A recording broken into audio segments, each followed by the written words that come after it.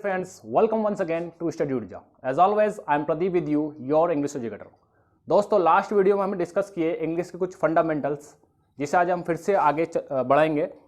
लेकिन उससे पहले दोस्तों हम देखते हैं आज का मैसेज है आपका well begin is half done.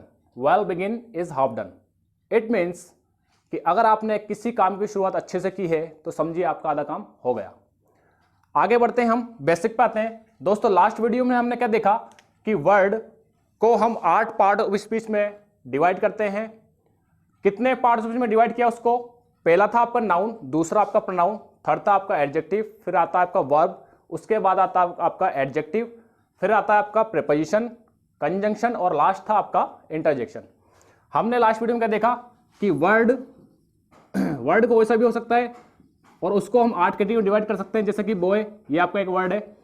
इससे आगे हम चलेंगे, आज देखेंगे हम फ्रेज। क्या देखेंगे दोस्तों? फ्रेज। देखिए फ्रेज क्या होता है आपका? फ्रेज होता है एक से ज्यादा ग्रुप, एक से ज्यादा वर्ड का ग्रुप। अगर एक से ज्यादा वर्ड का ग्रुप है तो वो क्या बन जाएगा? आपका फ्रेज बन जाएगा। लेकिन फ्रेज भी होता है और एक से ज्यादा वर्ड का ग्रुप सेंटेंस भी बनता है। लेकिन हम देखेंगे पहले कि फ्रेज क्या होता है। देखिए फ्रेज की डेफिनेशन होती है आपकी a group of words that makes complete sense but not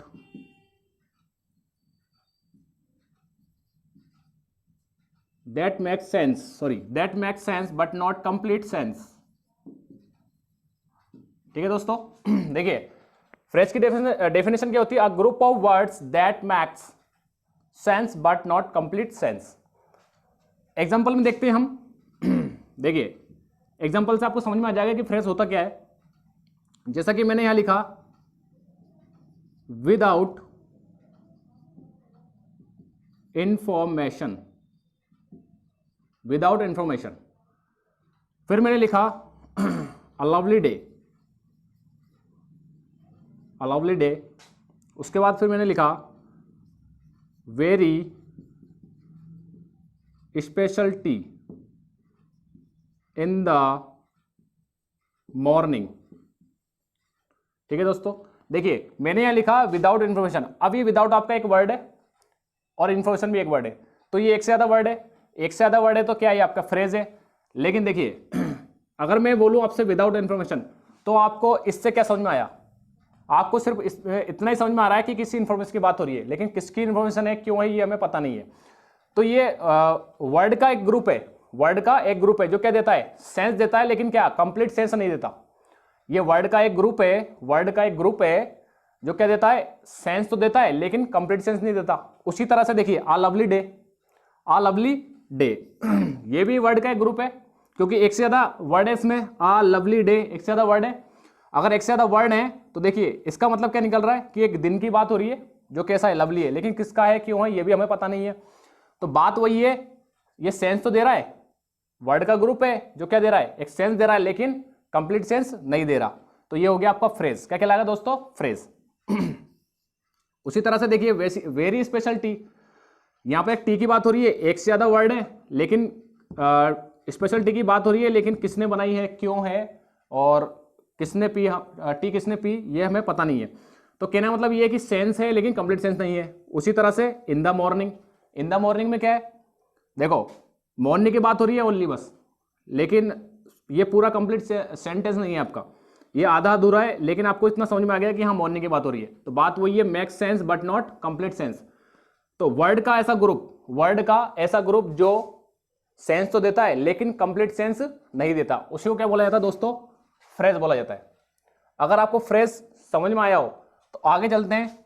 आगे आपकी नेक्स्ट कैटेगरी जो आती है फ्रेज के बाद, वो आएगी आपकी सेंटेंस। क्या आएगी दोस्तों? सेंटेंस। देखिए सेंटेंस क्या होता है? जैसा कि मैंने यहां लिखा, सेंटेंस की डेफिनेशन होती है a group of words that makes complete sense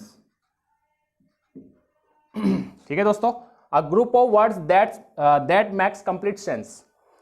word का ऐसा ग्रुप जो क्या देता है, कंप्लीट सेंस देता है, उसी को बोला जाता है सेंटेंस। जैसे कि देखिए, he goes for a walk in the morning, in the morning. अब देखिए, ये आपके अलग अलग वर्ड है, ही एक वर्ड हो गया, गोज हो गया, for, walk, in the morning, ये अलग अलग वर्ड है। अब ये अलग अलग वर्ड मिलकर क्या बना रहे, एक ग्रुप बना रहे। लेकिन इन्होंने ग्रुप तो बनाया, लेकिन देखिए ये इनकम्प्लीट नहीं है, ये पूरा कंप्लीट सेंस दे रहा है आपका। कैसा सेंस दे रहा है दोस्तों, ये कंप्लीट सेंस दे रहा है। अगर ये वर्ड्स का ग्रुप कंप्लीट सेंस दे रहा है तो उसको क्या बोला जाएगा, सेंटेंस बोला जाएगा दोस्तों। क्या बोला जाएगा, सेंटेंस।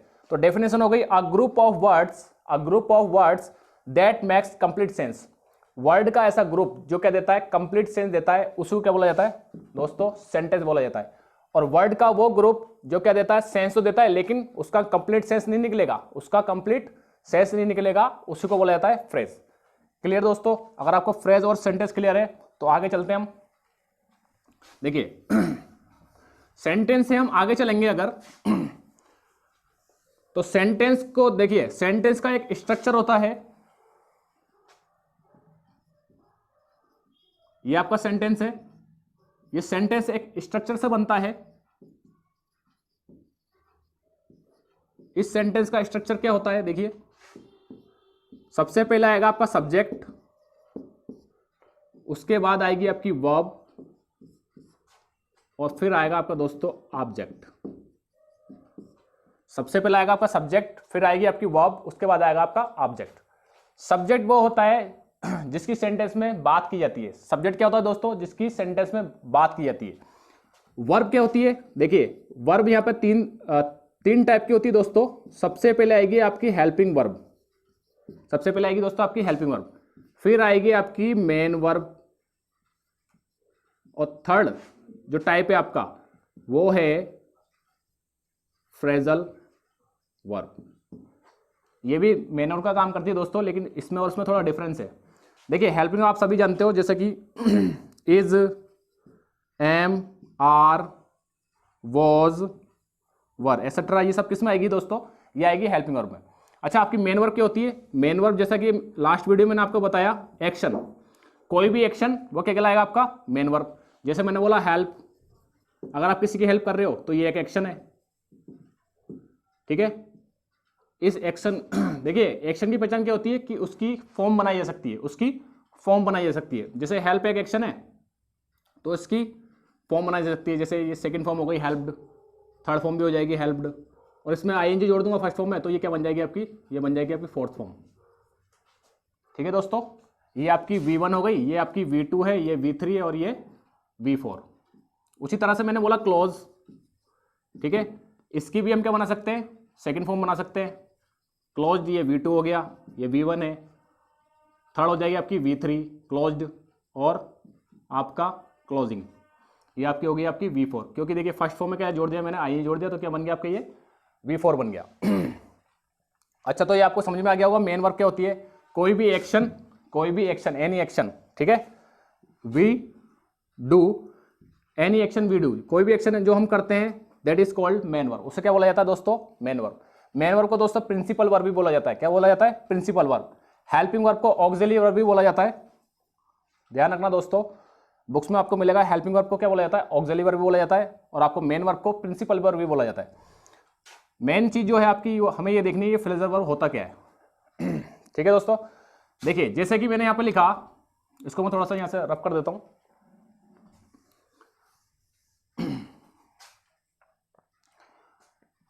जैसे कि मैंने लिखा पर गेट, गेट का मतलब होता है दोस्तों to achieve something, to achieve something, ठीक है, टू अचीव, एक minute, ACHIEVE, to achieve something, to achieve something. देखिए ये आपकी मेन वर्ब है क्योंकि ये एक्शन है, ये आपकी मेन वर्ब है, इसलिए एक एक्शन है। अब देखिए अगर गेट में मैंने अप जोड़ दिया, मतलब ये आपकी मेन वर्ब हो गई, इसमें मैंने क्या जोड़ा दोस्तों, ये आपको जोड़ दिया प्रीपोजिशन। इस मेन वर्ब में मैंने क्या जोड़ा, ये प्रीपोजिशन जोड़ दिया। जैसे ही मैंने इस मेन वर्ब में प्रीपोजिशन जोड़ा, इसका मतलब चेंज हो जाएगा, इसका मीनिंग क्या हो जाएगा दोस्तों, चेंज हो जाएगा। देखिए कैसे चेंज होगा, जैसे कि मैंने एक सेंटेंस लिखा, I get up early in the morning, I get up early in the morning. अगर हम बात करें सेंटेंस की, तो इस सेंटेंस का मतलब है कि मैं मॉर्निंग में सुबह जल्दी उठता हूं, मैं मॉर्निंग में सुबह जल्दी उठता हूं। जबकि हमने यहां देखा कि गेट का मतलब क्या है, टू अचीव समथिंग। अगर आप सिर्फ गेट का मतलब यहां निकालोगे तो इसका मतलब है कि मैं सुबह उठकर कुछ जल्दी प्राप्त करता हूं, जबकि इसका मतलब ये नहीं है। क्यों नहीं है, क्योंकि जो गेटअप है ये पूरा एक क्या है, ये पूरा एक मेन वर्ब है दोस्तों, ये पूरा क्या है, मेन वर्ब की तरह काम कर रहा है। ये पूरा मेन वर्ब की तरह काम कर रहा है, मतलब एक एक्शन की तरह काम कर रहा है। तो इसका मतलब हो गया, इस पूरे का मतलब, गेटअप का मतलब हो गया दोस्तों सुबह जल्दी उठना, सुबह उठना। ठीक है, गेटअप का मतलब होता है उठना, ठीक है, बिस्तर से उठना। तो देखिए गेट का मतलब तो था टू अचीव समथिंग, लेकिन यहां पर देखिए गेट अप ये मेन वर्ब है और ये प्रीपोजिशन। जैसे ही मेन वर्ब के साथ में प्रीपोजिशन जोड़ा, मीनिंग चेंज हो गया, आपका मीनिंग चेंज हो गया। तो अगर मेन वर्ब के साथ में प्रीपोजिशन जोड़ा जाए, मेन वर्ब के साथ में प्रीपोजिशन जोड़ा जाए तो उसको क्या बोला जाएगा दोस्तों, फ्रेजल वर्ब बोला जाएगा। और अगर मेन वर्ब के साथ में प्रीपोजिशन आ रही है तो उसका मीनिंग भी चेंज हो जाएगा। मेन वर्ब अकेले आएगी कोई दिक्कत नहीं है, लेकिन मेन वर्ब के साथ में प्रीपोजिशन आएगी तो उसका मीनिंग पूरा चेंज हो जाता है। एक और एग्जांपल देखिए, जैसे मैंने बोला गिव अप। अब गिव का मतलब हम जानते हैं, सिर्फ अगर मैं गिव की बात करूं तो ये एक एक्शन है, ये क्या है, एक्शन है, तो ये मेन वर्ब हो गया। अगर सिर्फ गिव की बात करूं तो होता है, गिव का मतलब होता है देना, किसी चीज, कोई भी चीज अगर हम किसी को दें तो वो आपका एक्शन है। लेकिन देखिए इस गिव के साथ में, इस मेन वर्ब के साथ में क्या जुड़ रही है, प्रीपोजिशन जुड़ रही है दोस्तों। अगर मेन वर्ब के साथ में प्रीपोजिशन जुड़ रही है, अगर मेन वर्ब के साथ में प्रीपोजिशन जुड़ रही है तो इसका मीनिंग चेंज हो जाएगा। इसका मतलब होता है हार मान लेना, हार मान लेना। ठीक है दोस्तों, तो मेन वर्ब के साथ में प्रीपोजिशन अगर आ रही है और उसका मीनिंग चेंज हो रहा है तो ये कहलाएगी आपकी फ्रेजल वर्ब, फ्रेजल वर्ब। तो फ्रेजल वर्ब का मतलब आपको समझ में आया होगा। फ्रेजल वर्ब क्या होती है, अगर मेन वर्ब के साथ में प्रीपोजिशन जोड़ दी जाए, प्रीपोजिशन जोड़ दी जाए तो उसी को क्या बोलेंगे, फ्रेजल वर्ब बोलेंगे। एक और एग्जांपल देखते हैं हम यहाँ पे फ्रेजल वर्ब का। देखिए जैसे मैंने यहाँ पे लिखा ब्रेक, ब्रेक का मतलब होता है किसी चीज को तोड़ना या टूटना, ये होता है इसका मतलब। ब्रेक का मतलब होता है तोड़ना या टूटना, या फिर मैं बोल सकता हूं इसको अनरूट। इसका अगर मैं सिनोनिम्स की बात करूं, अगर मैं इसके सिनोनिम्स की बात करूं तो उसका मतलब होता है अनरूट। ये एक आपका मेन वर्ब है क्योंकि एक एक्शन है। अगर इस मेन वर्ब के साथ मैं एक प्रीपोजिशन जोड़ दूं इनटू, अगर इस प्रीपोजिशन के साथ मैं इस मेन वर्ब के साथ में अगर प्रीपोजिशन जोड़ दूं इनटू, तो इसका अब यहां पे मीनिंग चेंज हो जाएगा। इसका मतलब है टू एंटर समवेयर इलीगली। ठीक है दोस्तों, अगर ब्रेक के साथ में मैंने प्रीपोजिशन जोड़ा इनटू तो इसका मीनिंग चेंज हो गया टू एंटर समवेयर इलीगली, किसी जगह पर गलत इरादे से घुस जाना। तो ये देखिए मेन वर्ब और प्रीपोजिशन मिलकर क्या बना रही है, आपकी फ्रेजल वर्ब बना रही है, और उसका पूरा मीनिंग चेंज हो गया। तो फ्रेजल वर्ब आपको समझ में आया होगा। ठीक है, अगर ये फ्रेजल वर्ब आपको समझ में आया तो नेक्स्ट चलते हैं हम ऑब्जेक्ट पे।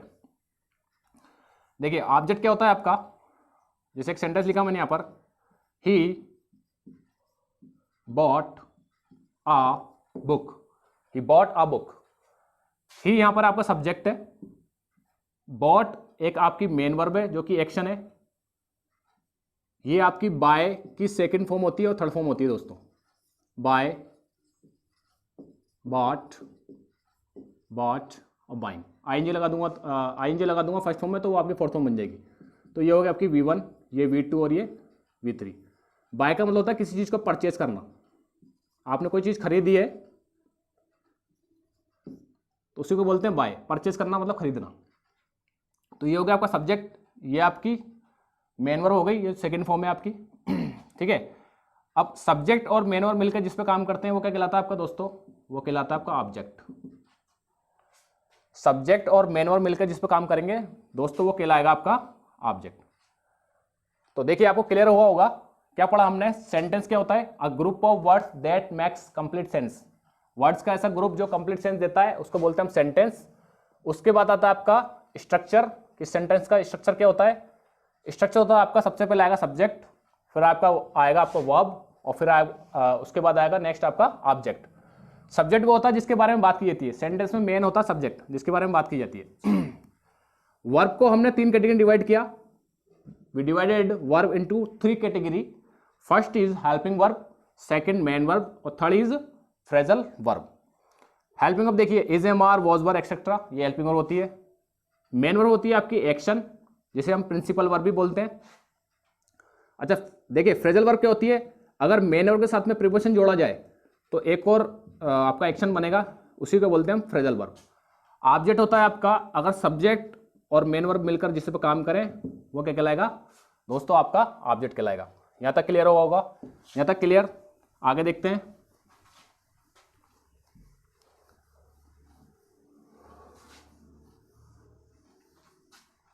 देखिए आगे हम देखते हैं हेल्पिंग वर्ब कितनी होती है। हेल्पिंग वर्ब देखिए हेल्पिंग वर्ब कौन कौन सी होती है दोस्तों, is, am, are, was, were, has, have, next है दोस्तों आपका has, have, had, do, does, और आपका डिड। देखिए दोस्तों हेल्पिंग कितनी होगी आपकी, is, am, are, was, were, has, have, had, do, does, did. कितनी होगी दोस्तों, 11। और कोई हेल्पिंग होती है क्या, विल, शेल। अगर आप सोच रहे हो विल, शेल, तो दोस्तों देखो विल, शेल हेल्पिंग नहीं होती है, वो किस में आती है, वो आती है मॉडल में। अभी हमको ये देखना है हेल्पिंग कितनी होती है, हेल्पिंग होती है 11। ठीक है दोस्तों, हेल्पिंग फिक्स कितनी होती है, 11।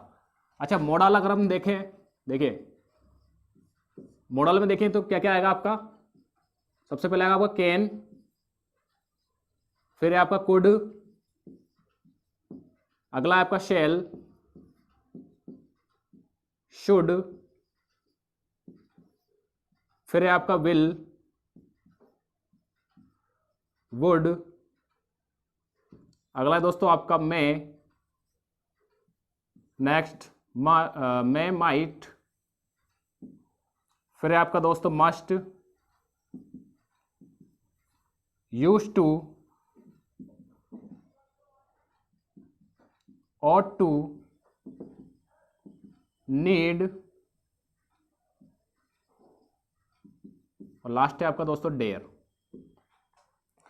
देखिए दोस्तों मॉडल कितनी हो गई, can, could, shall, should, will, would, may, might, must, used to, ought to, need and dare. तो ये मॉडल होगी आपकी 13। ठीक है दोस्तों, तो यहां पर देखिए हेल्पिंग होती है आपकी 11 और मॉडल होती है 13। तो ये आज का सेशन था दोस्तों आपका। अगर आपको वीडियो पसंद आया है तो लाइक करिए, सब्सक्राइब करिए और बेल आइकन को प्रेस करिए ताकि आपको आने वाली वीडियो टाइम से मिलती रहे। ओके दोस्तों, जय हिंद, बाय।